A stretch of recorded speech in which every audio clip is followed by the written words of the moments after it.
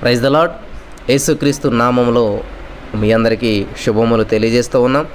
మరి ప్రతిరోజు ప్రభు సన్నిధి అనే ఈ కార్యక్రమానికి మిమ్మల్ని అందరినీ కూడా మరి ప్రేమపూర్వకంగా ఆహ్వానం తెలియజేస్తూ ప్రజాక్షేమం కొరకు ప్రభుని ప్రార్థిస్తూ ప్రభు పాదాలు పట్టుకుని మనం వేడుకుంటూ ఉన్నాం కొన్ని నెలలుగా.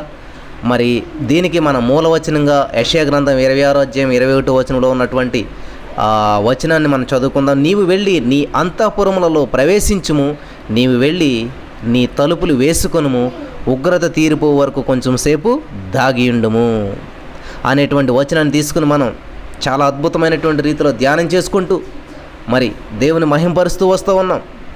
మరి ఈ యొక్క వచనం ద్వారా దేవుడు మనతో మాట్లాడుచు ఈ యొక్క కార్యక్రమాన్ని ముందుకు నడిపించినట్లు మనమంతా ప్రార్థనాపూర్వకంగా ప్రార్థన చేసుకుందాం. యేసయ్యా నీకు వందనాలు. ఈ సమయం అందిన వాక్యాన్ని ధ్యానిస్తూ ఉండగా నీ ఆత్మాభిషేకం అందరి మీద కుమ్మరించమని, యేసు నామములో నీ అభిషేకం ప్రతి వారి మీద విడుదల దయచేయమని, అద్భుతమైనటువంటి వర్తమానం మాకు దయచేయండి. నీవు మాట్లాడినట్లయితే హృదయాలు కదిలించబడతాయి, నీవు మాట్లాడినట్లయితే ప్రతి వారు మారు మనసు పొందుతారు తండ్రి. అటువంటి రీతిలో నా పరిశుద్ధాత్మదేవుడా నీవే మాట్లాడమని, కృప చూపించమని, ఇంతవరకు నాతో మాతో ఉన్నందుకు వందనం చెల్లిస్తూ ఈ యొక్క వర్తమాన ప్రతి హృదయం నాటబడేటకు నువ్వు కృప చూపిస్తున్నందుకు ఘనత మహిమ ప్రభావానికి చెల్లిస్తే యేసునామమున ప్రార్థించి పొందుకున్నాం తండ్రి, ఆమేన్. ప్రియులారా, మరి యేసయ్య చాలా గొప్ప దేవుడు.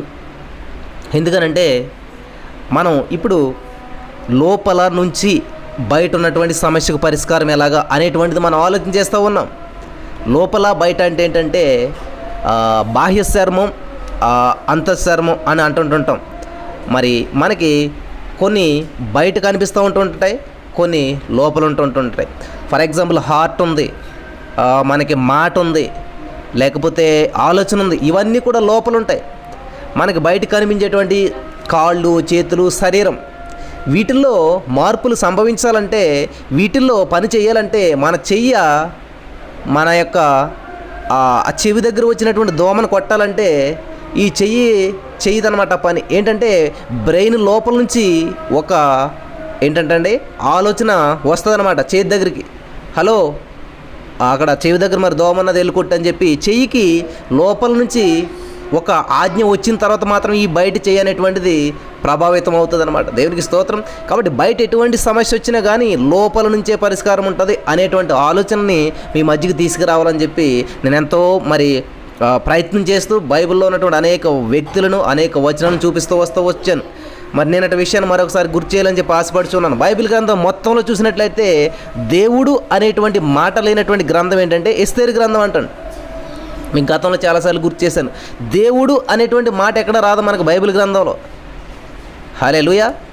అటువంటి ఎస్తేరు గ్రంథంలో మరి అసలు దేవుడు ఎలా ఉన్నాడు, దేవుడు మరి అక్కడ ఎక్కడ కనిపించాడు మనకు అనేటువంటిది మనం ధ్యానం చేసుకున్నాం. నిజంగా దేవుడు అనేటువంటిది ఎక్కడ లేదు, అసలు యేసుప్రభువు వారి మాట ఎక్కడ ఉండదు. కానీ డైరెక్ట్గా దేవుడు మనకు కనిపించడు. మనం అబ్రహాము, ఇస్సాకు, యాకోబులతో దేవుడు స్వయంగా మాట్లాడినట్టు మనం చూస్తూ ఉంటుంటాం, ముఖాముఖిగా మాట్లాడినట్టు మనం చూస్తూ ఉంటుంటాం. కానీ యేసేపు సమయం వచ్చేసరికి దేవుడు ఎక్కడ కూడా యేసేపుతో మాట్లాడినట్లు కానీ యేసేపు ముఖాముఖిగా మాట్లాడినట్టు ఉండదు. కానీ ప్రతీది కూడా దేవుడి సన్నిధిని అనుభవిస్తూ వస్తున్నాడు. ఆయన దేవుడు తోడుగా ఉంటూ ఉన్నాడు. చాలా విచిత్రం కదండి. దేవుడు తోడుగా ఉన్నాడు కానీ దేవుడు కనిపించట్లేదు. ఇక్కడ అబ్రహాము, ఇస్సాకు, యాకోబులకు దేవుడు చూసినట్లయితే స్పష్టంగా మనిషితో మాట్లాడినట్లు, అబ్రహాంతో ఒక స్నేహితుడితో, ఫ్రెండ్స్ ఎలా మాట్లాడుకున్నారు, కూర్చొని అలా మాట్లాడేవాడు అంటాడు దేవుడు. హల్లెలూయా. కానీ అబ్రహాం, ఇస్సాకు, యాకోబులతో మాట్లాడినటువంటి దేవుడు యోసేపు గారికి వచ్చేసరికి తోడుగా ఉంటున్నాడు కానీ మాట్లాడుతున్నట్టు కానీ ఎక్కడ కనిపించదు. అలాగే ఎస్తేరు గ్రంథంలో చూసినట్లయితే దేవుడు, పరిశుద్ధాత్మ దేవుడే రాయించాడు గ్రంథాన్ని కూడాను, పరిశుద్ధాత్మ ప్రేరేపితమైనటువంటి గ్రంథం అది కూడాను. కానీ అక్కడ దేవుడు అనేటువంటి మాట ఎక్కడ కనిపించదు. కానీ అటువంటి గ్రంథంలో కూడా దేవుడు ఎక్కడున్నాడు అనేటువంటి విషయాన్ని నేను ధ్యానించుకున్నాం. సండే కూడా అద్భుతమైన వర్తమానం, మండే చాలా అద్భుతమైన వర్తమానం మనం ధ్యానం చేసుకుంటూ వచ్చాం. కాబట్టి మండే వర్తమానాన్ని ఎవరైనా వినలేదు అంటే ఖచ్చితంగా మరలా వినాలని ప్రభు పేరట మీ అందరికీ నేను తెలియజేస్తూ ఉన్నాను. ఎందుకంటే అక్కడ మనకి పాత నిబంధన అంతా కూడా యెహోవా అట్లా ఉంటుంది, యేసుప్రభు గురించి ఉండదు అనుకుంటారు. ఆదికాండం మొదటి వచనం నుంచి ప్రకటన గ్రంథం చివరి వచనం వరకు కూడా ప్రతి వచనంలో మనకి యేసుక్రీస్తు ప్రభు వారు కనిపిస్తారు ధ్యానం చేసుకుంటూ వెళ్ళినట్లయితే. మరి జయపాల్ గారు చాలా చక్కగా వివరించి వస్తూ ఉన్నారు 66 గ్రంథాలు యేసుక్రీస్తు గురించి. చూడండి, ఇక్కడ మనం ప్రతి వచనంలో కూడా యేసుక్రీస్తు ప్రభు వారు కనిపిస్తూ ఉంటుంటారు.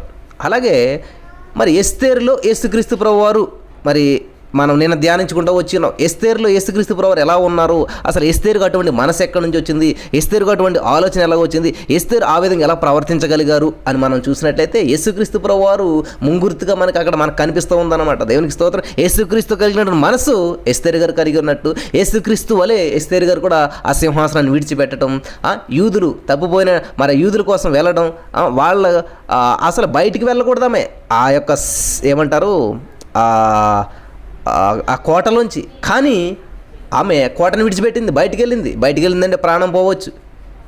అటువంటి పరిస్థితిలో బయటికి వెళ్ళింది, తన ప్రాణం పోగొట్టుకోవటాకైనా సిద్ధపడింది, ప్రజలను రక్షించడానికి ఇష్టపడింది. అదేవిధంగా బయట ఉన్నటువంటి ఆ యొక్క మొర్దెకై మరి ఆ యొక్క గోనె బట్టతోటి మురికి బట్టలతో ఉన్నటువంటి మొర్దెకై జీవితానికి పట్టు వస్త్రాలు ఇవ్వాలని చూస్తూ ఉన్నదనమాట. కాబట్టి మన ఎదుట అనేకమైనటువంటి సమస్యలతో బాధపడుతూ ఉంటుంటారు.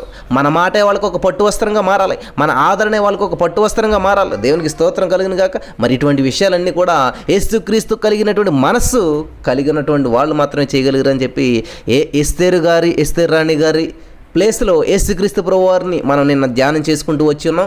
నిజంగా యేసుక్రీస్తు ప్రభువారికి ఉన్నటువంటి క్వాలిటీస్ అన్నీ కూడా ఎస్తేరు రాణి గారు మరి కలిగినటువంటి చాలా ఆశ్చర్యం వేసింది. ఎస్తేరు గారిలో మన యేసుక్రీస్తు ప్రభువారు నిన్న కనిపించి ఉన్నారు. దేవునికి స్తోత్రం. హల్లెలూయా. ప్రియమైనటువంటి సహోదరి స్నేహితులరా, మరి సమస్య మనకి కొంచెం కనిపించేదిగా ఉంటుంది, కానీ పరిష్కారం మాత్రం కంటికి కనిపించేదిగా ఉండదు. హల్లెలూయా. మనం ప్రకటించినప్పుడు మాత్రమే మరి యెహెజ్కేలు గ్రంథంలో మనం చూసినట్లయితే ఆ సమస్య అన్నీ కూడా బోన్స్. హల్లెలూయా. దేవునికి స్తోత్రం. అన్నీ కూడా బోన్స్, అన్నీ కూడా ఎండిపోయిన ఎముకలు, లోయ కనపడుతుంది బయట చూస్తే. దెర్ ఈజ్ నో జీవం, దెర్ ఈజ్ నో ఏమంటారండి అది లైఫ్ అనమాట. అక్కడ జీవం అనేటువంటిది లేదు అక్కడ.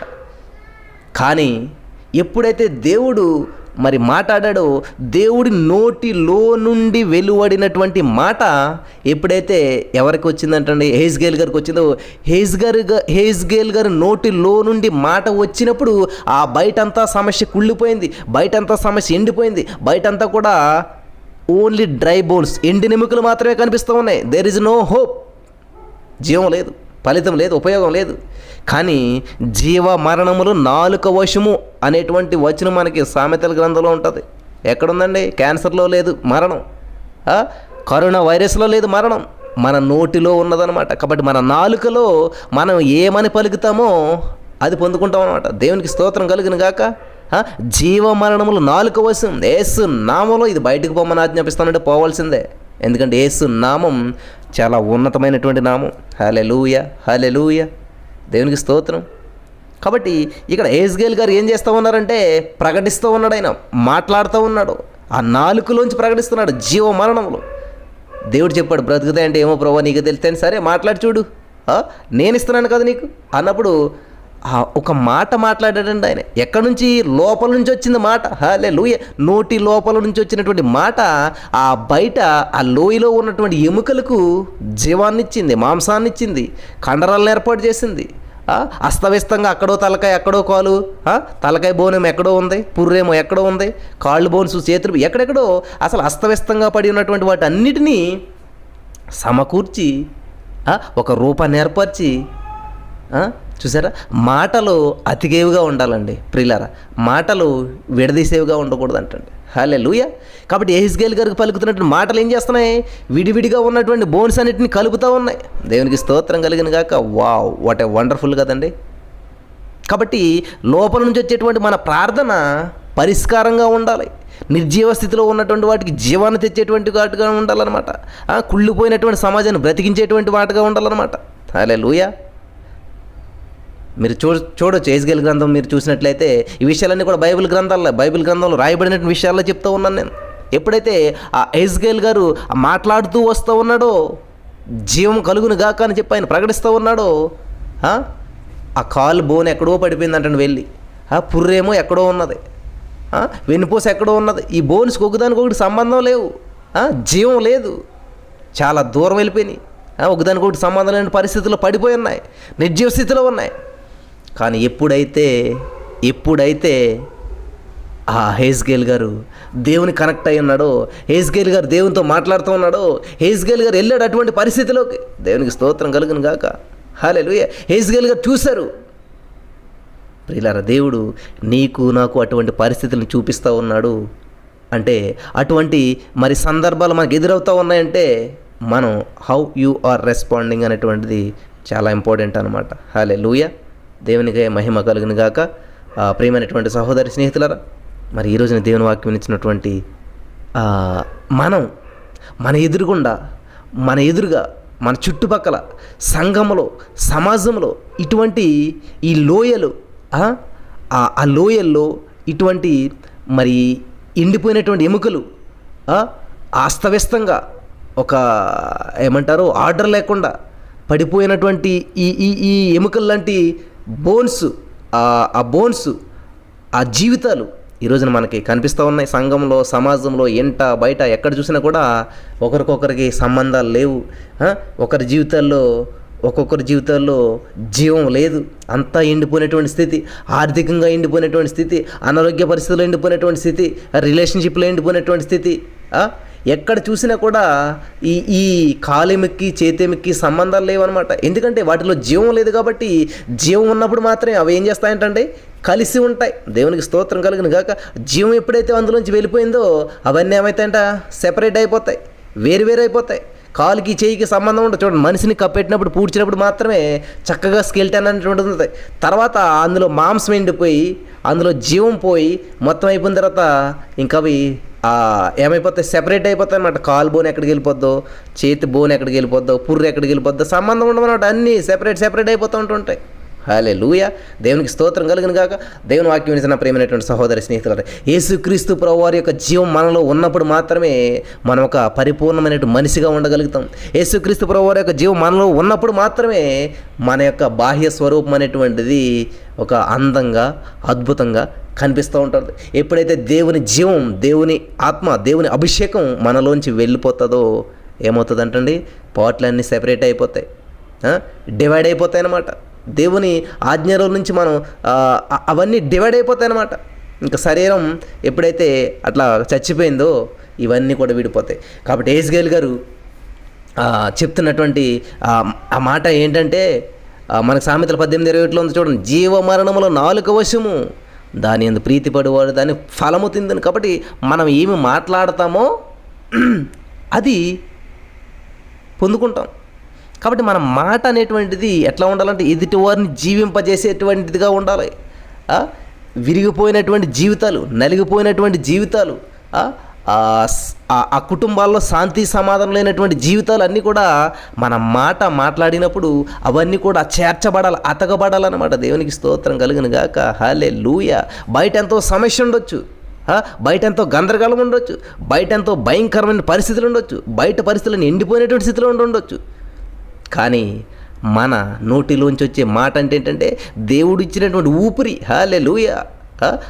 నరుడు ఎప్పుడు జీవాత్మ అయ్యాడంటే, దేవుడు తన నాసికారంధ్రంలో జీవాత్మను ఉదగా నరుడు జీవాత్మ అయ్యాడంటండి. హల్లెలూయా. కాబట్టి ఆ జీవాత్మను దేవుడు మనకు పెట్టాడు, ఆ ఊపిరిని మనకు పెట్టాడు.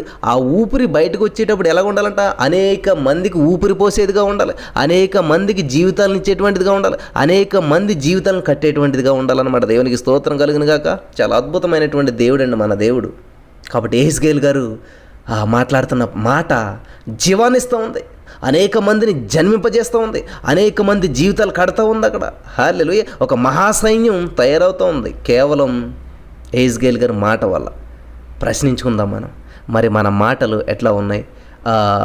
మనం జీవితాలని కట్టేటువంటి విధానంగా, మనం మరి బాధల్లో ఉన్నటువంటి వారిని ఆదరించేటువంటి విధానంగా, బలహీనమైపోయినటువంటి వారిని బలపరిచే విధంగా, మరి ఎండిపోయినటువంటి స్థితిలో ఆర్థికంగా ఎండిపోయి ఉంటారు కొంతమంది, అనారోగ్య పరిస్థితులు ఎండిపోయి ఉంటారు కొంతమంది, నిరుద్యోగ సమస్యలు ఎండిపోయి ఉంటారు కొంతమంది, లేకపోతే ఇటువంటి ఏదో ఒక డ్రైనెస్ అనేటువంటిది అనుభవిస్తూ ఉంటుంటారు చాలామంది. అటువంటి వాళ్ళ జీవితాల్లో మనం చేసేటువంటి మాట అంటే ప్రార్థన అన్నమాట. హృదయాంతరంగంలో చేసేటువంటి ప్రార్థన అటువంటి వారికి జీవితాన్ని ఇవ్వగలుగుతుందా? అటువంటి వారికి జీవాన్ని ఇవ్వగలుగుతుందా? అటువంటి వారిని లేపగలుగుతూ ఉందా? అటువంటి స్థితిలో ఉన్నటువంటి వారిని పైకి లేపి ఒక మహాయోధులుగా తయారు చేయగలుగుతూ ఉన్నదా అని మనం ఆలోచన చేసుకోవాలన్నమాట. దేవునికి స్తోత్రం కలుగును గాక. హల్లెలూయా. కాబట్టి ఈ రోజున మనల్ని దేవుడు చెప్తా ఉన్నాడు. యెహెజ్కేలు గారిది ఎందుకు రాయించి పెట్టాడు దేవుడు అక్కడంటే, మన చుట్టుపక్కల ఉన్నటువంటి సమాజంలో ఇటువంటి పరిస్థితులు చాలా ఎదురవుతుంటుంటాయి. అనేక మంది మరి జీవితాలు ఎండిపోయి ఉంటాయి. హల్లెలూయా. అనేకమైనటువంటి పరిస్థితుల్లో మరి చాలా ఇబ్బందులు ఉంటుంటారు. మరి అవన్నీ చూసినప్పుడు ప్రభువా వీళ్ళు బాగుపడతారా? అసలు వీళ్ళు మరి ఇటువంటి స్థితిలో ఉండగలుగుతారా? ప్రభువా వీళ్ళు బాగవుతారా అనేటువంటి ఆలోచన మనకు వస్తూ ఉంటుంటుంది. కానీ దేవుడు చెప్తాడు, నువ్వు మాట్లాడు, నువ్వు ప్రార్థన చేయి, నేను చూసుకుంటాను కదా. నువ్వు చేయవలసిందల్లా ప్రార్థన ఒకటే, నువ్వు చేయవలసిందల్లా నువ్వు మాట్లాడటం ఒకటే. హల్లెలూయా. దేవునికి స్తోత్రం కలుగును గాక. దేవునికి అసాధ్యమైనది ఏది లేదు. నువ్వు జస్ట్ నువ్వు మాట్లాడి చాలు, నేను చూసుకుంటాను కదా. వాళ్ళు మారరు అని నువ్వు అనకు, నువ్వు ప్రార్థన చేయి, నేను మారుస్తాను వాళ్ళని. హల్లెలూయా. దేవునికి స్తోత్రం. ఎముకలు గుట్ట అండి అక్కడ పడి ఉన్నది. ఎముకలు గుట్టతో దేవుడు మాట్లాడమంటున్నాడు. ప్రభువా ఇదేదో తింగరతనంగా ఉంటుంది ప్రభు, అసలు ఎముకలు ఎలాగ బ్రతుకుతాయి తండ్రి, వాటికి జీవం ఎలాగ వస్తుంది, ఎండిపోయినాయి, చచ్చిపోయినాయి, అసలు పురుగులు పడి ఉన్నాయి, పురుగులు పట్టేసి ఇదంతా హౌ ఇస్ ఇట్ పాసిబుల్ అన్నట్టు అనిపిస్తూ ఉంది. కానీ దేవుడు చెప్తున్నాడు, నువ్వు మాట్లాడు, ఎండిపోయిన గర్భంతో మాట్లాడమంటున్నాడు దేవుడు. హల్లెలూయా. మూయబడినటువంటి ప్రతి ద్వారంతో మాట్లాడమంటున్నాడు దేవుడు. హల్లెలూయా. ఆగిపోయినటువంటి ఇంటి కట్టడాలతో దేవుడు మాట్లాడమంటా ఉన్నాడు. దేవునికి స్తోత్రం కలిగిన గాక. హల్లెలూయా. కాబట్టి బయట ఉన్నటువంటి ప్రతి సమస్యకు పరిష్కారం నీ నోట్లోనే పెట్టాడు దేవుడు. హల్లెలూయా. దేవునికి స్తోత్రం కలిగిన గాక. One word from God can change your destiny for ever. ఏదైతే దేవుని నోట నుంచి వచ్చేటువంటి మాట మన జీవితాన్ని ఎలాగైతే మార్చేస్తుందో, కాబట్టి దేవుడు అటువంటి అభిషేకాన్ని, అటువంటి శక్తిని మనకిచ్చాడు. ఎప్పుడైతే మన నోట్లోంచి వచ్చేటువంటి మాట పరిస్థితుల్ని ప్రభావితం చేస్తుంది తెలుసా. కాబట్టి మనం మాట్లాడటం నేర్చుకోవాలి. గాలి తుఫాను బయట నుంచి భయంకరంగా వస్తుంది.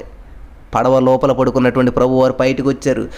ప్రభువారి నోటి లోపల అంతరంగంలో నుంచి హృదయపూర్వకంగా నెమ్మలించు అన్నాడు ఒక మాట. దేవుడు నోట్లోంచి వచ్చిన మాట గొప్పదా? బయట వస్తున్నటువంటి బలమైన తుఫాను గొప్పదా? సముద్రం గొప్పదా? ఆలోచన చేయండి. చిన్న మాట అసలు వినిపిస్తుంది అంత గాలి ఊర్లో మనం మాట్లాడే మాట. కానీ దేవుడు చెప్పాడు, జీవ మరణముల నాలుక వశమని. దేవుడు ఎందుకు అన్నాడంటే, ప్రతి సమస్యకి పరిష్కారం మన నాలుకలో పెట్టాడు దేవుడు. మన నాలుక లోపల పెట్టి ఉన్నాడు. దేవునికి స్తోత్రం కలుగును గాక. కాబట్టి ఈరోజు లాక్డౌన్ అయిపోయాం మనం. నోటికి తాళం వేయని అంటుంటారు స్కూల్లో, చూసారా? నోటికి ఎందుకు వేయాలి తాళం? చేతికి వేయచ్చు, కాళ్ళకి వేయచ్చు అన్నట్లుగా వేయచ్చు కదా. నోటికి తాళం ఎందుకు ఏమంటారు? మాట్లాడకుండా ఉండాలని చెప్పేసి. దేవునికి స్తోత్రం కలిగిన గాక.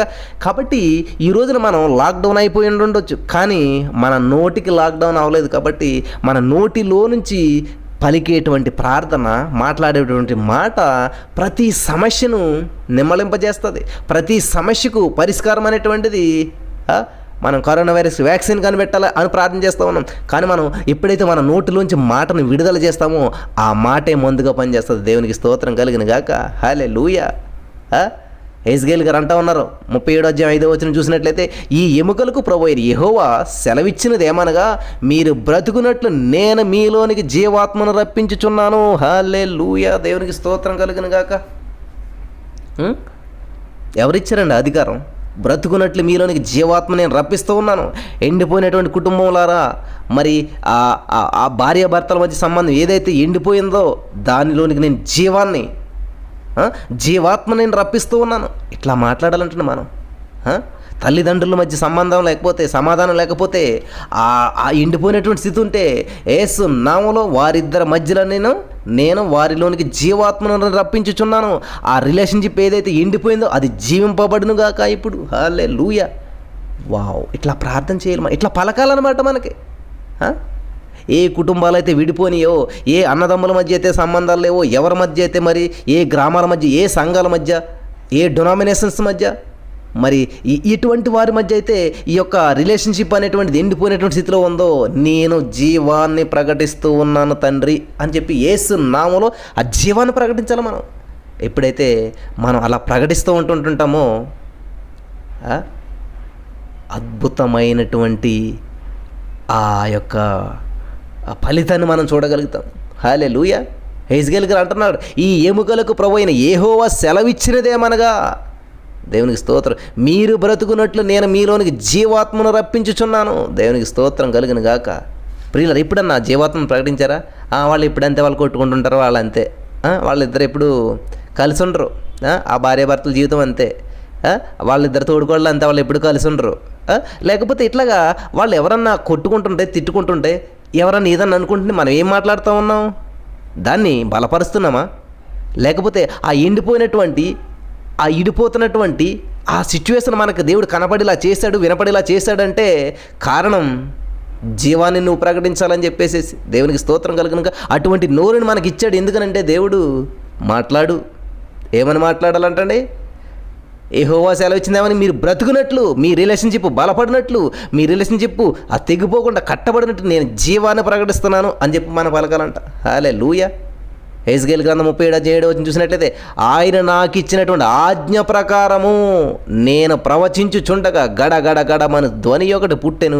అప్పుడు ఎముకలు ఒకదానితో ఒకటి కలుసుకొనెను. దేవునికి స్తోత్రం. గడ గడ గడలాడతా ఎటువంటి రిలేషన్షిప్ అయినా కలుసుకొనవలసిందే. దేవుడు మనకిచ్చినటువంటి ఆజ్ఞ అది. దేవునికి స్తోత్రం. దేవుడు మనకిచ్చినటువంటి ఆజ్ఞ ప్రకారం మనం ఎప్పుడైతే ప్రార్థన చేస్తూ ఉంటుంటామో, అభిషేకం చేత నింపబడి ప్రార్థన చేస్తూ ఉంటుంటామో, అద్భుతమైనటువంటి రీతిలో హల్లెలూయా అది బలపడుతుంది. పాడైపోయినటువంటి రిలేషన్షిప్తో మాట్లాడుతూ ఉండాలి మనం. విడిపోయినటువంటి భార్యాభర్తల మధ్య ఉన్నటువంటి సంబంధంతో మాట్లాడుతూ ఉండాలి. 37:4 చూడండి, ఆయన అంటున్నారు, ఎవరు? హెజ్కేలు గారు ప్రవచనం ఎత్తే ఏమంటున్నారు? ఎండిపోయిన ఎముకలతో ఇట్లా అంటున్నాడు అంటండి. ఎండిపోయిన ఎముకలతో అంటామేంటి? అసలు బ్రతుకున్న ఎముకలే మాట్లాడినావు. అటువంటిది ఎండిపోయినటువంటి ఎముకలతో మాట్లాడుతున్నాడు అంటే, ఎండిపోయినటువంటి పరిస్థితులతో మాట్లాడాలంటే, ఎండిపోయినటువంటి స్థితిగతులతో మాట్లాడాలి, ఎండిపోయినటువంటి ఉద్యోగ సమస్యతో మాట్లాడాలి. మీరు బ్రతుకున్నట్లు నేను మీలోనికి జీవాత్మను రప్పించుచున్నాను.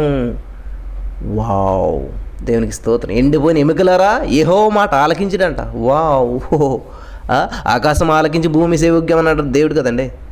మరి అలాంటప్పుడు ఎండిపోయిన ఎముకలు కూడా చెవులు ఉంటాయి కదా. యా, ఖచ్చితంగా. దేవునికి స్తోత్రం. కాబట్టి ఎండిపోయినటువంటి రిలేషన్షిప్, ఎండిపోయినటువంటి నిరుద్యోగ సమస్య, ఎండిపోయినటువంటి నా యొక్క బియ్యం పెట్టి, ఎండిపోయినటువంటి నా కుటుంబ పరిస్థితి, ఎండిపోయినటువంటి గర్భమా, ఏదైతే ఉన్నదో దాంతో ఏమన్నాలంట మాట్లాడండి డైరెక్ట్గా. ఇట్లాగే ఎండిపోయిన ఎముకలారా ఆలకించడం అంటున్నాడు ఆయన. వావ్, దేవునికి స్తోత్రం కలిగిన. ఎంత బాగున్నా చూసారండి. ఎండిపోయిన ఎముకలారా యెహోవా మాట ఆలకించడు, నా మాట కాదండి. ఎండిపోయినటువంటి ఏదైనా సరే దేవునికి స్తోత్రం కలుగును గాక. చాలామంది మరి పరిచర్యలు ఏదైనా ఇబ్బందులు వచ్చినప్పుడు సంఘానికి ఎవరు రావట్లేదు, లేకపోతే ఇక్కడ ఇందులో పార్టిసిపేట్ చేయట్లేదు, ఇందులో పాలు పంచుకోవట్లేదు అన్నప్పుడు దేవుడు నాకు ఇచ్చిన ఆలోచన ఇదే నేర్పించాను నేను చాలామందికి. ఏంటంటే, ఏదైతే ఎండిపోయినట్టున్నదో మాట్లాడండి.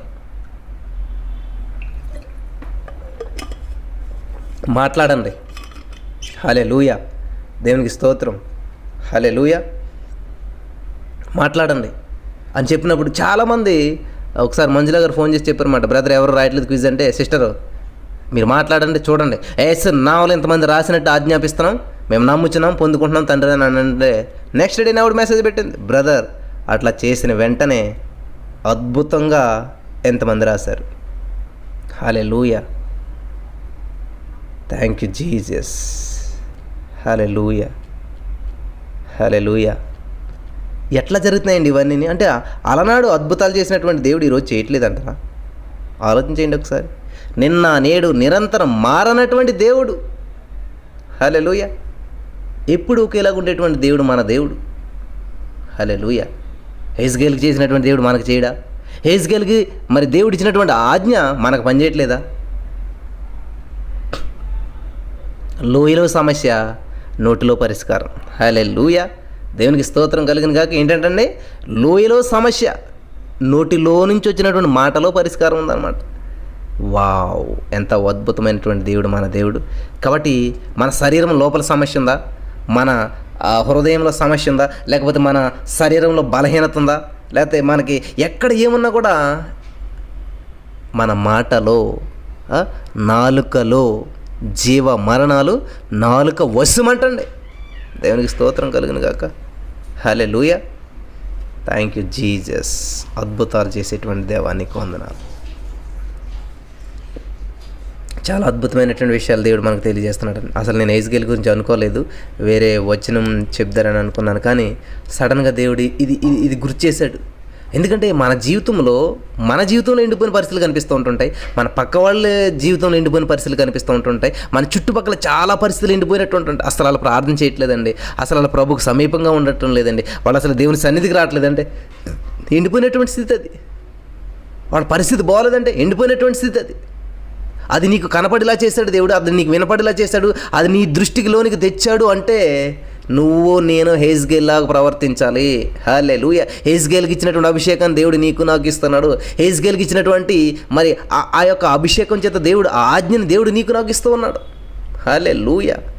దేవునికి స్తోత్రం కలుగును గాక. మరి ఏం చేస్తూ ఉన్నాం మనం? హెజ్కేల్ వంటి స్వభావాన్ని కలిగి జీవిస్తూ ఉన్నామా? ఎస్తేరు వంటి స్వభావాన్ని కలిగి జీవిస్తూ ఉన్నామా? నెహెమ్యా వంటి స్వభావం కలిగి జీవిస్తూ ఉన్నామా? అబ్రహాము, దావీదు, హల్లెలూయా, మోషే, చూడండి గొప్ప గొప్ప భక్తుల్ని ఎందుకని రాసి పెట్టాడు దేవుడు. వాళ్ళ జీవితాలన్నీ ఇక్కడ చూసినట్లయితే మనం వాళ్ళ నుంచి నేర్చుకుని మనకి కూడా అటువంటి సమస్యలు ఎదురవుతాయి మన చుట్టుపక్కల సమాజంలో. దేవునికి స్తోత్రం. మీరు బ్రతుకున్నట్లు, ఎవరంటండి? చచ్చిపోయిన ఎముకలు, ఎండిపోయిన ఎముకలు, మీరు బ్రతుకున్నట్లు నేను మీలోనికి జీవాత్మను రప్పించుచున్నాను. హల్లెలూయా, హల్లెలూయా. కాబట్టి దేవుడు ఒక మెడికల్ షాప్లో మెడిసిన్ అమ్ముతారు. ఆ ఇంజెక్షన్ అది సిరంజి ద్వారా మన లోపలికి శరీరంలోకి వెళ్ళాలంటే ఒక 1 రూపీ నీడిల్ ఉంటుందంట. నీడిల్ చాలా ఇంపార్టెంట్ అనమాట. మందు ఎంత కాస్ట్లీదైనా మన శరీరంలోకి వెళ్ళాలంటే చిన్న నీడిల్ అవసరం. కాబట్టి ఆ నీడిల్ లాగా దేవుడు నిన్ను నన్ను వాడుకోవాలని చూస్తూ ఉన్నాడు. దేవునికి స్తోత్రం కలుగును గాక. హల్లెలూయా. ఆ నీడిలో ఒకసారి మనకి హాని చేసినట్టు అనిపిస్తూ ఉంటుంది, గుచ్చితే రక్తం వచ్చినట్టు అనిపిస్తూ ఉంటుంటుంది. ఆ నీడిలో ఒకసారి మనకు నిప్పు కలిగించినట్టు అనిపిస్తూ ఉంటుంటుంది, కానీ ఫైనల్గా అది మేలే చేస్తుంది. దేవునికి స్తోత్రం కలుగును గాక. కాబట్టి దేవుడు నిన్ను నన్ను వాడుకోవాలని చూస్తూ ఉన్నప్పుడు మనం ఎదుటి వాళ్ళకి మేలు చేస్తున్నప్పటికీ అది కీడులాగా అనిపిస్తూ ఉంటుంటుంది. చూడండి, ఆ పినిస్ అదే సూది గుచ్చినప్పుడు కొంతమందికి రక్తం వస్తూ ఉంటుంటుంది. ఆ సూది లోపలికి వెళ్తున్నప్పుడు నొప్పి అనిపిస్తూ ఉంటుంటుంది, ఆ సూది లోపలికి వెళ్తున్నప్పుడు బాధ అనిపిస్తూ ఉంటుంటుంది. కానీ అది తట్టుకున్నట్లయితే మనకి ఎంత రిలీఫ్, ఎంత స్వస్థత వస్తుంది. కాబట్టి కొన్నిసార్లు కొన్ని దేవుని మాట అవి మనకి లోపలికి హృదయంలో దిగుతున్నప్పుడు కొంచెం బాధ అనిపిస్తూ ఉంటుంటుంది, రిసీవ్ చేసుకోవడం కష్టమవుతూ ఉంటుంటుంది. హల్లెలూయా. దేవునికి స్తోత్రం. ప్రియులారా, ఆలోచించేయండి ఒకసారి. మరి అలనాడు హెజ్కేల్ గారు మాట్లాడుతున్నటువంటిది ఎవరితోటంట? ఎండిపోయినటువంటి ఎముకలతో మాట్లాడుతున్నాడు. ఆయన ఎంత పిచ్చివాడు అనుకుంటారు జనాలు, చూసిన వాళ్ళు అందరూ కూడా. నేను ఎక్కడికన్నా వెళ్ళినప్పుడు ప్రార్థన చేయడం ఇదే అలవాటు అనమాట. మనం జీసస్ ఆల్మైటీ గారు ఎవరింటికి వెళ్ళినా కూడా ఉద్యోగం లేదన్న మాట అనకండి అసలేండి. ఆల్రెడీ ఇచ్చినందుకు వందనాలు తండ్రి అని అంట. వాళ్ళకి ఉద్యోగం లేకపోయినా కూడా ఇచ్చినందుకు వందనాలు అనమంటే వాళ్ళకి ఏం చేయాలో తెలిసేది కాదు, ఏమనాలో తెలిసేది కాదు. మరి పిడిగిరాళ్ళు వెళ్ళినప్పుడు చాలామంది చాలా సమస్యలతో వచ్చారు. మీ సమస్యలన్నీ తీరిపోయినాయి, I'm blessed, I'm rich, I'm healed అని అంటే కొంచెం ఇబ్బందికరంగా ఫీల్ అయినా కానీ అతి కష్టం మీద అన్నారు. అందరి జీవితంలో అద్భుతాలు. దేవునికి స్తోత్రం. మరి 4th గ్రూప్లో ఒకరు నిన్న బాప్తిసం పొందారంటండి. బాబురావు గారు వాళ్ళ అక్క వాళ్ళు పిడిగిరాళ్ళు మీటింగ్కి వచ్చారు. వాళ్ళు దేవుని వాక్యాన్ని విన్నారు, దేవుని సొంత రక్షణగా అంగీకరించారు. ప్రతిరోజు గ్రూప్లో వచ్చే ప్రతి విషయాన్ని చూస్తూ బలపడుతూ మనం ఏదైతే ప్రకటిస్తామో అది పొందుకుంటామండి. దేవునికి స్తోత్రం కలుగును గాక. కాబట్టి మనం చూడని దాన్ని ఎప్పటికీ కూడా పొందుకోలేం. హల్లెలూయా. కాబట్టి మనకి జీవింపజేసేటువంటి ఆత్మను దేవుడిచ్చాడు, జీవం కలిగినటువంటి నాలుక. సొలొమోను గారికి ఒక టెస్ట్ ఎదురవుతుంది. ఏంటంటే సొలొమోనుకు ఉన్నటువంటి జ్ఞానం ఇంత గొప్పదా అని చెప్పి ఒకరు ఏం చేస్తారంటే 2 ట్రీస్ని తెస్తారనమాట, 2 మొక్కలను తెస్తారనమాట. ఒకటి నేచురల్, ఒకటి ఆర్టిఫిషియల్ అనమాట. అంటే ఒకటి చేతితో తయారు చేసింది, ఒకటి నేచురల్గా ఆ మొక్క అనమాట. 2 పెట్టి ఇందులో ఏది ఒరిజినల్ అని అడుగుతారు. దేవునికి స్తోత్రం కలిగిన గాక. బయట నుంచి పట్టుకొచ్చారు మొక్కలు, లోపల ఉన్నటువంటి సొలొమోను గారి దగ్గరికి వచ్చింది. మరి సొలొమోను గారు ఏం చేయాలి? ఇప్పుడు ఏది టచ్ చేయకూడదు, దాన్ని దేన్ని ముట్టుకోకూడదు. కానీ ఏది కరెక్టు, ఏది నిజమైన మొక్క అని చెప్పాలి. దేవునికి స్తోత్రం. సొలొమోను గారిని దేవుడు ప్రేమించి 1 రాజు 4:30లో మాట ఉంటుంది, సొలొమోనుకు కలిగినటువంటి జ్ఞానము తూర్పు దేశస్థుల జ్ఞానము కంటే ఐగుప్తుల జ్ఞానం అంతటి కంటే అధికమై ఉండెను. ఎందుకనంటే దేవుడిచ్చిన జ్ఞానం చాలా ఉన్నతంగా ఉంటుంది. అటువంటి జ్ఞానం కలిగినటువంటి ఆయన ఈ పరీక్ష ఎదురైనప్పుడు ఆయన ఏం చేస్తూ ఉన్నాడు? బయట నుంచి వచ్చిన సమస్య, బయట నుంచి వచ్చిన మొక్కలు, బయట నుంచి వచ్చిన ప్రశ్న, ఇప్పుడు ఎక్కడి నుంచి సమాధానం ఇవ్వాలి? ఆయన హృదయాంతరంగంలో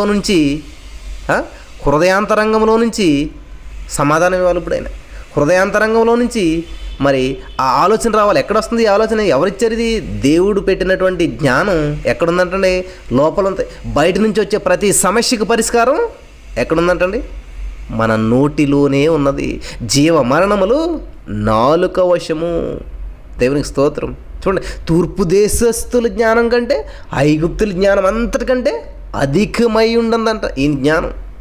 మరింత అధికమైనటువంటి జ్ఞానమైనటువంటి వ్యక్తికి ఏది మామూలు చెట్టు, ఏది నేచురల్ చెట్టు చెప్పమన్నారంట. దేవునికి స్తోత్రం. కానీ ఆయన చెట్టుని ముట్టుకోలేదు. ఏం చేశారంట? ఆ కిటికీ దగ్గర పెట్టి జస్ట్ కిటికీని ఓపెన్ చేయండి అన్నాడంటండి. ఆ సింహాసనం మీద కూర్చుని కదలకుండా ఆ కిటికీని ఓపెన్ చేసిన వెంటనే 2 తుమ్మెదలు వచ్చి ఏం చేసినాయి అంట? ఆ చెట్టు మీద వాళ్ళని అంట. వెంటనే ఆయన ఏమన్నాడంటే అదే నేచురల్ చెట్టు, అదే నిజమైనటువంటి చెట్టు అన్నాడంట. దేవునికి స్తోత్రం. ఎందుకంటే జీవమున్నటువంటి చెట్టు మాత్రమే జీవం కలిగినటువంటి వాటిని ఆకర్షించగలుగుతుంది. జీవం ఉన్నటువంటి చెట్టు మీదకు మాత్రమే జీవం కలిగిన వచ్చి వాళ్తాయి. హల్లెలూయా. నిర్జీవమైనటువంటి చెట్టు మీదకి వచ్చి ఏది వాళ్ళదనమాట. నిర్జీవమైనటువంటిది ఆకర్షించలేదు. నిర్జీవమైనటువంటిది జీవం కలిగినటువంటి వాటికి ఆశ్రయాన్ని కల్పించలేదు. దేవునికి స్తోత్రం కలిగిన గాక. హల్లెలూయా. ప్రియమైనటువంటి సహోదరి స్నేహితులరా, ఈరోజున మనం జీవం కలిగినటువంటి వారుగా ఉంటే జీవాన్ని ఆకర్షించగలుగుతాం. మనలో జీవం ప్రవేశిస్తుంది. హల్లెలూయా. దేవునికి స్తోత్రం కలిగిన గాక. కాబట్టి అందులో ఆ మొక్కలో జీవం ఉంది కాబట్టి జీవం కలిగినటువంటి వచ్చి దాని మీద వాళ్ళని అప్పుడు ఆయన చెప్పాడనమాట. ఈ జ్ఞానం ఎలా వచ్చింది? ఎక్కడి నుంచి వచ్చిందంటే సొలొమోను గారు కష్టపడి పుస్తకాలు చదివితే వచ్చిందా? సొలొమోను గారు మరి ఆ రాజ్య పరిపాలన చేస్తే వచ్చిందా? లేదు. కేవలం దేవుడు ఆయనకి ఇవ్వటం వల్ల ఆ జ్ఞానం వచ్చిందనమాట. దేవునికి స్తోత్రం కలిగిన గాక. హల్లెలూయా. కాబట్టి బయట నుంచి వచ్చే సమస్యలు, ఆ బయట నుంచి వచ్చింది మొక్క, బయట నుంచి వచ్చింది ప్రశ్న, బయట నుంచే ఇవన్నీ కూడా మరి వచ్చినాయి. కానీ సమాధానం ఎక్కడి నుంచి వచ్చిందంటండి? సొలొమోను గారి నోటిలోంచి వచ్చినటువంటి సమాధానం బయట నుంచి వచ్చిన ప్రతి వారిని కూడా ఆశ్చర్యచకితులను చేసింది. దేవునికి స్తోత్రం కలిగిన గాక. హల్లెలూయా. కాబట్టి సొలొమోను గారికి ఉన్నటువంటి జ్ఞానం ఏంటంటే దైవికమైనటువంటి జ్ఞానం, దేవుడు ఇచ్చినటువంటి జ్ఞానం. కాబట్టి ఈరోజున మనం ఎప్పుడైతే దేవుని మీద ఆధారపడుతూ ఉంటుంటామో, ఎప్పుడైతే దేవునికి మన సమయాన్ని అప్పగిస్తూ ఉంటుంటామో, ఎప్పుడైతే దేవునితో మన సమయాన్ని గడుపుతూ ఉంటుంటామో అద్భుత రీతిలో ఎక్కడ ఎలా సమాధానం చెప్పాలో దేవుడి జ్ఞానం ఇస్తూ ఉంటుంటాడు. హల్లెలూయా. కాబట్టి అటువంటి ఆలోచన ఎలా వచ్చిందంటే సొలొమోనుకి పుస్తకాలు చదివాడు లేకపోతే అట్లా కాదు. సొలొమోను గారికి దేవుడు ఇచ్చినటువంటి జ్ఞానం కాబట్టి దేవుడికి మించినటువంటి వారు ఎవరో లేరు. ఖచ్చితంగా చక్కటి ఆలోచన ఇస్తాడు. కాబట్టి బయట నుంచి వచ్చినటువంటి ప్రతి సమస్య ఎక్కడి నుంచి వస్తుందంటే పరిష్కారం లోపల నుంచి వస్తూ ఉంది. దేవునికి స్తోత్రం కలుగును గాక. హల్లెలూయా. కాబట్టి యూదులకు బయట నుంచి వచ్చిన సమస్య, యూదులంతా కూడా లోకంలో బయట ఉన్నారన్నమాట సమస్య. ఈ రాణిగారు కోటలో ఉన్న రేస్తేరు రాణిగారు.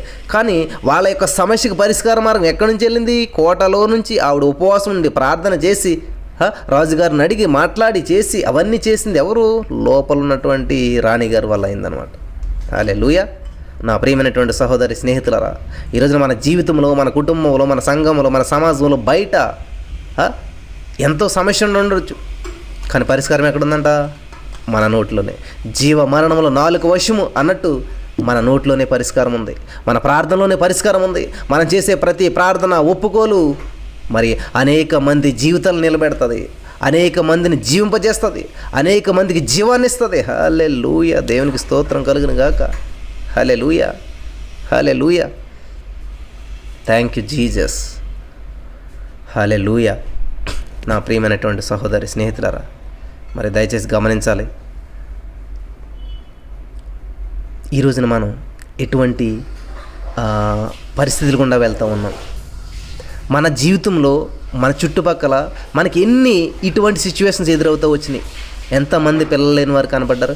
యేసు నామములో ఎండిపోయిన గర్భమా నీలోనికి జీవాన్ని రమ్మని ప్రకటిస్తున్నాను అని ఎప్పుడన్నా పలికారా? అటువంటి ప్రార్థన ఎప్పుడన్నా చేశారా? ఖచ్చితంగా దేవుడు ఆలకిస్తాడు. ఎందుకంటే మన జీసస్ ఆల్మైటీ గాడ్లో అనేక మంది ఇటువంటి ప్రార్థన ద్వారా బలపడిన వారు ఉన్నారు. సిస్టర్ భారతి గారి జీవితంలో దేవుడు చాలా అద్భుతమైనటువంటి సాక్ష్యం. అలాగే మన శైలజ గారు సిస్టర్ ఉంటారు, వాళ్ళ అబ్బాయికి ఆ కళ్ళలోంచి మరి చాలా ఇబ్బందికరమైనటువంటి పరిస్థితిని ఎదుర్కొంటూ ఉన్నారు వాళ్ళు.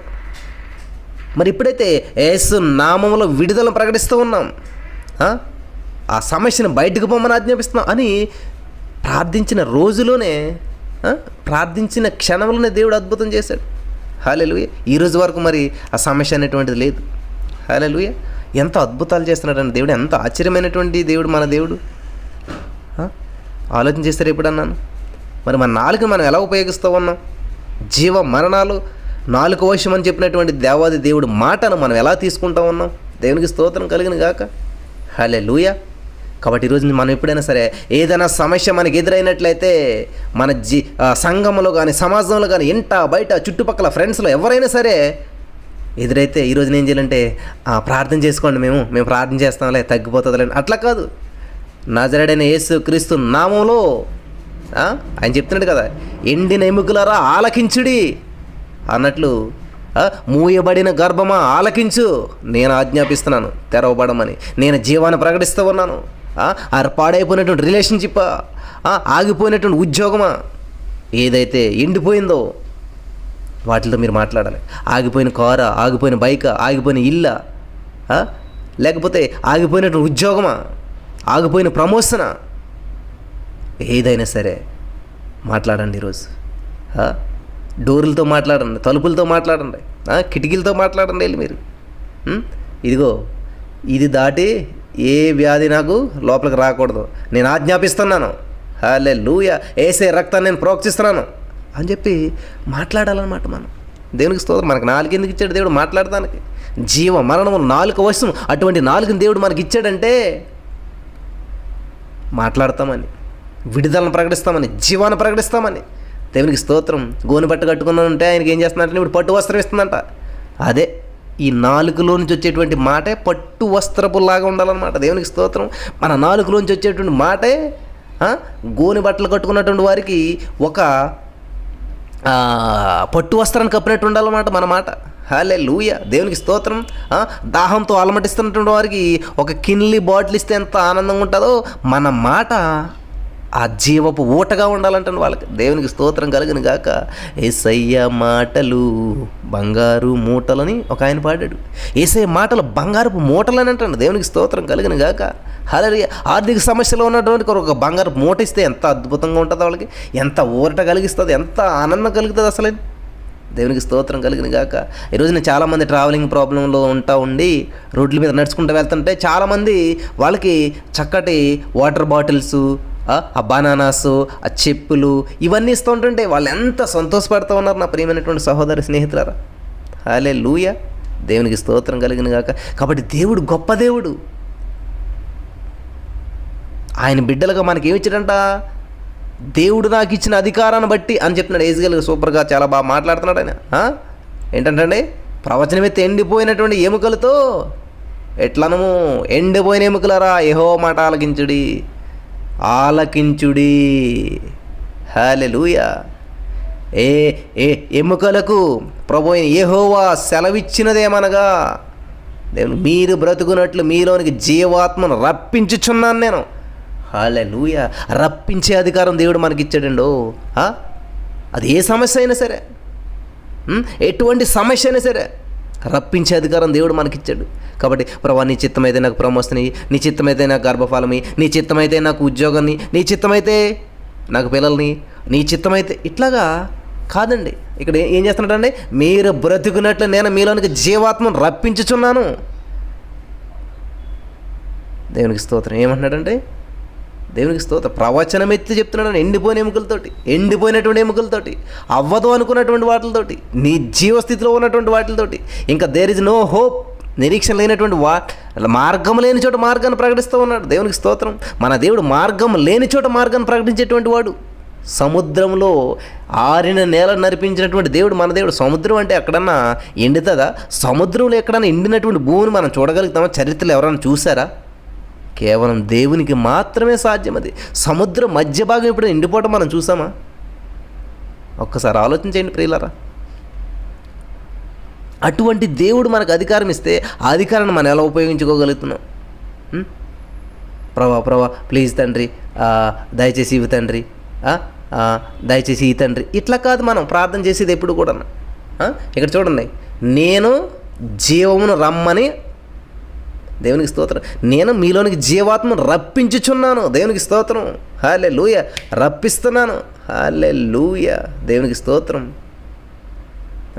రప్పిస్తాను అంటలేదండి, రప్పించుతున్నాను, హల్లెలూయా, దేవునికి స్తోత్రం కలుగును గాక. ప్రభువా నీ చిత్తమైతే వీటిని జీవింపజేయి, ప్రభువా నీ చిత్తమైతే వీళ్ళకి గర్భఫలం ఇయ్యి, ప్రభువా నీ చిత్తమైతే వీళ్ళకి ఉద్యోగం ఇయ్యి, ఇట్లా కాదండి, హల్లెలూయా. కాబట్టి ఈరోజున దేవుడు మనకి ఏజ్గేల్ ద్వారా నేర్పిన పాఠం ఏంటంటే, చుట్టూ సమాజం ఎండిపోతూ ఉంది. కరోనా వైరస్ అనేటువంటి భయంతో మరి అనేక జీవితాలు ఎండిపోతూ ఉన్నాయి. కాబట్టి వాళ్ళందరిలో జీవాన్ని ప్రకటించమని దేవుడు ఈరోజు నీ వాక్యాన్ని మనకు చూపించున్నాడు. హల్లెలూయా. ప్రియమైనటువంటి సహోదరి స్నేహితులరా, మరి ఇంతవరకు మీరు వాక్యం వింటూ చుట్టుపక్కల పరిస్థితిని చూస్తూ కూడా మరి ఇంతవరకు జీవాన్ని ప్రకటించలేనట్లయితే ఇప్పుడు దేవుడు ఇస్తున్నటువంటి అద్భుతమైన అవకాశాన్ని ఉపయోగించుకుందాం. మనం కూడా యెహెజ్కేలు గారి వలె మరి ఆ జీవాన్ని ప్రకటించేటువంటి వారుగా, ఎండిపోయినటువంటి పరిస్థితులు ఎక్కడైతే కనబడుతున్నాయో వాటి అన్నింటిలో జీవాన్ని ప్రకటించేటువంటి వారుగా మనం ఉందాం. అటువంటి ప్రార్థన మనం చేద్దాం. కాబట్టి బయట ఎంత సమస్య ఉన్నా, బయట ఎంత అనుకూల పరిస్థితి లేకపోయినా మన నోటిలో దేవుడు జీవాన్ని పెట్టినాడు, అదే జీవాన్ని ప్రకటిద్దాం. అటువంటి కృప ఇక్కడ ఈ వాక్యం వినిచిన ప్రతి వారికి దేవుడు అనుగ్రహించాలని, ఎటువంటి ఎండిపోయిన పరిస్థితుల్లోనైనా సరే జీవాన్ని ప్రకటించడానికి కావాల్సినటువంటి శక్తిని దేవుడు మనకిచ్చాడు. కాబట్టి ఆ దేవుడిచ్చినటువంటి ఆజ్ఞను ఉపయోగించుకుని ప్రతి వారు కూడా ప్రతి పరిస్థితిలో మాట్లాడటకు దేవుడు సహాయం చేయనుగాక. ప్రార్థన చేద్దాం. యేసయ్యా నీకు వందనాలు ప్రభా, చాలా అద్భుతమైన మాటలు మాతో మాట్లాడావు. నిజమే, మా చుట్టుపక్కల ఎన్నో పరిస్థితులు, ఎంతోమంది జీవితాలు ఎండిపోతున్నాయి నా తండ్రి, సంసారాల్లో నాశనమైపోతున్నాయి. యేసు నామములో అటువంటి వారందరికీ యేసు నామములో ఇప్పుడే జీవమును రమ్మని నేను ఆజ్ఞాపిస్తున్నాను తండ్రి. ప్రతి జీవితాన్ని, ప్రతి వారి కుటుంబాన్ని ఆర్థికంగా, అనారోగ్యంగా ఏ విషయాల్లో ఎండిపోయారో, ఎండిపోయిన ప్రతి దానికి నేను జీవాన్ని ప్రకటిస్తూ ఉన్నాను తండ్రి. నేను విడుదల ప్రకటిస్తున్నాను. నువ్వు సహాయం చేసినందుకు వందనం చెల్లిస్తూ యేసు నామములో ప్రార్థించి నమ్మి పొందుకుని నమ్మ పరమ తండ్రి, ఆమేన్. Praise the lord. మేము చేసే ప్రతి వీడియో అప్డేట్స్ మీకు నోటిఫికేషన్ రూపంలో రావాలి అంటే మీ ఫోన్లో యూట్యూబ్ ఛానల్లో జీసస్ ఆల్మైటీ గాడ్ అని టైప్ చేసి సెర్చ్ చేసినట్లయితే జీసస్ ఆల్మైటీ గాడ్ యూట్యూబ్ ఛానల్లో సబ్స్క్రైబ్ అనే బటన్ని ప్రెస్ చేసి దాని పక్కన ఉన్న బెల్ బటన్ని కూడా ప్రెస్ చేయండి. దీని ద్వారా మేము చేసే ప్రతి వీడియో అప్డేట్స్ మీరు మిస్ అవ్వకుండా నోటిఫికేషన్ రూపంలో పొందుకుంటారు. Thank you.